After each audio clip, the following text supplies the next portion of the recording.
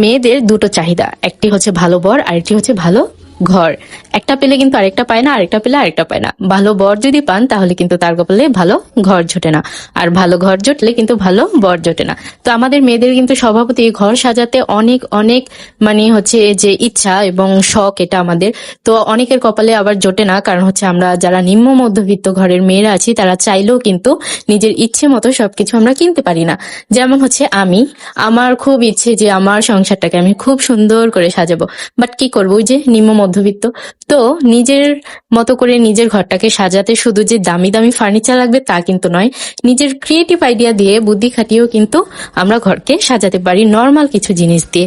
তো দেখুন, আজকে আপনাদের দেখাবো হচ্ছে যে দুইটা বিস্কুটের কার্টুন দিয়ে আমি কিভাবে একটা আর কি ঘরের মতো বানিয়েছি। তো এটা কিন্তু ঘর সাজালে অনেক সুন্দর লাগে। অনেক জায়গায় কিন্তু এরকম আপনারা দেখেছেন, এরকম ঘরের মতো করে সাজিয়ে ভিতরে অনেক কিছু রেখে তারপর ঘরের এক কোণে ঝুলিয়ে রাখলে অনেক সুন্দর দেখায়। তো এগুলো আজকে আপনাকে কার্টুন দিয়ে আমি বানিয়ে দেখাবো।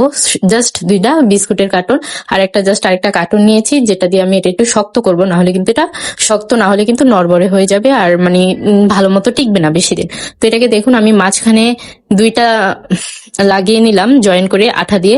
তো কিন্তু আঠা দিয়ে কিন্তু সবকিছু হয়নি, ভালো মতো জয়েন হয়নি। তো লাস্টে কিন্তু আপনাদের দেখাবো যে কিভাবে আমি এটা জয়েন দিলাম, কারণ আঠা বারবার দেখুন ছুটে যাচ্ছিল, বারবার লাগাচ্ছিলাম আর বারবার ছুটে যাচ্ছিল।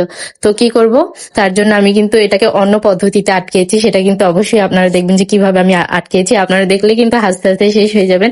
তো প্রথমে আমি ওই দুইটাকে আঠা দিয়ে মানে জয়েন করার জন্য শুকানোর জন্য রাখছি, বাট এটা জয়েন হচ্ছিল না। তারপরে আমি কি করলাম, তারপর আমি সুই সুতা নিলাম সুই সুতা নিয়ে তারপর সুই সুতা দিয়ে এটাকে আটকাইছি। তো সুই সুতা দিয়ে আটকানোর কারণে কিন্তু এটা আরো মজবুত হয়েছে। দেখুন, আমি সুই সুতা দিয়ে কিন্তু পাশ দিয়েও আটকিয়ে নিচ্ছি। তো যারা আঠা দিয়ে করতে পারবে না তারা কিন্তু এই টেকনিকটা ফলো করলে কিন্তু অনেক ভালো উপকার হবে। এখন কিন্তু বর্তমানে ইউটিউবে অনেক কিছু দেখায় যেগুলো কার্টুন দিয়ে অনেক কিছু তৈরি করা যায়।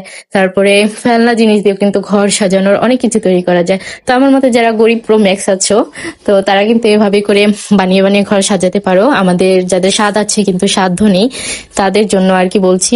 কারণ আমিও বুঝি যে আমার মতো হয়তো অনেক মানুষ আছে, কারণ বাংলাদেশে তো গরিব মানুষই বেশি, বড়লোক মানুষ হচ্ছে হাতে গোনা কয়েকটা মানুষ, আর সবাই তো এখন গরিব। আর এখন ফেসবুকে ইউটিউবে যে লাক্সারি জিনিস দেখায়, এগুলো দেখে আমরা তো সবে আফসোসে মরে যাই। আফসোস করবো না, ইনশাল্লাহ আল্লাহ দিবে, যদি নাও দেয় যতটুকু আছে ততটুকুর ভিতরে সুখে থাকার চেষ্টা করুন। যে আমাদের লাক্সারি লাইফ লিড করতেই হবে তা কিন্তু না। যারা কিন্তু দেখা গেছে বড়লোক আছে, লাক্সারি লাইফ স্পেন্ড করতে পারতেছে, তারা কিন্তু দেখা যাচ্ছে আবার সুখে নেই, তাদের হচ্ছে বিবাহিত জীবনে বা কি। অনেকে আছে হয়তো টাকা আছে কিন্তু সুখ নেই। তো আপনার ঘরে যদি সুখ থাকে তাহলে আপনার লাক্সারি লাইফ দরকার নেই, যতটুকু আছে ওর ভিতরেও কিন্তু আপনার ঘরটাকে সুন্দর করে শান্তিময় করে তুলতে পারেন। তো আমি কিন্তু খুবই ছোট্ট একটা সংসার আমার, এই সংসারটাকেই আমি চাই অনেক সুন্দর করে সাজাতে নিজের মতো করে।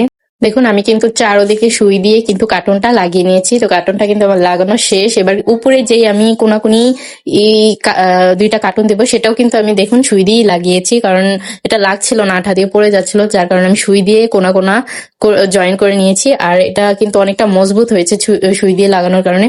তারপরে কিন্তু আমি উপরে আঠা দিয়ে তারপরে যে সাদা কাগজটা লাগিয়ে নিয়েছি। দেখুন, এখন কিন্তু দেখতে কতটা সুন্দর লাগছে। এবার আমি রং করে নেব এটা। ভিতরে আমি লাল কালার রংটা করেছি আর বাইরে হলুদ কালার রংটা করেছি। এবার রং করা আমার কমপ্লিট। এবার কিন্তু জাস্ট সাজানোর পালা, এটার ভিতরে একটু সাজানোর পালা।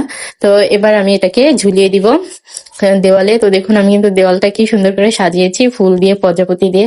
আর যেই ঘরটার ভিতর কিছু রাখবো তেমন কিছু পাচ্ছিলাম না, যার কারণে আমার মেয়ের 2-3টা পুতুল বসিয়ে দিলাম, আর একটা নৌকা ছিল, আর জাস্ট একটা ফুলের টব। আর যেই মগটা দেখছেন সেটাও কিন্তু আমি নিজের হাতে আর্ট করেছি। তো অবশ্যই বলে যাবেন যে কেমন হয়েছে।